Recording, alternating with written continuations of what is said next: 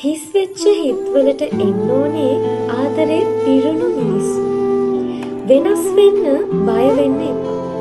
මොකද සමහර වෙනස් වීම ඔයා හිතනවටත් වඩා ඔයාව ලස්සන කරනවා. මේ ලෝකේ කිසිම මිනිසෙක් එක්ක ආදරය කරන එක ලේසි නෑ.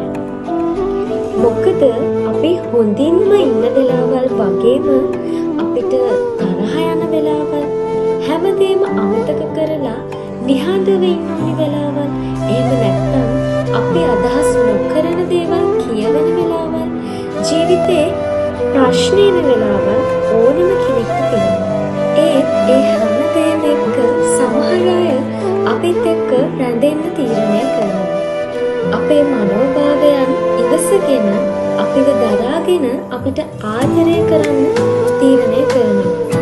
ඉතින් ජීවිතේ අපි තෝරගන්න ඕනේ අපිට දරාගන්න බැරිම අවස්ථාවලදී අපිව විඳදරාගෙන අපිට ආදරය කරන්න තෝරගන්න මිනිස්සුන්ව.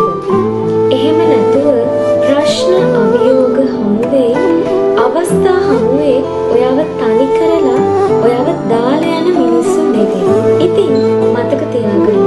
ඔයාගේ ජීවිතේ ලස්සන වෙන්නේ ඔයාගේ නිවැරදි තෝරා ගැනීම මත.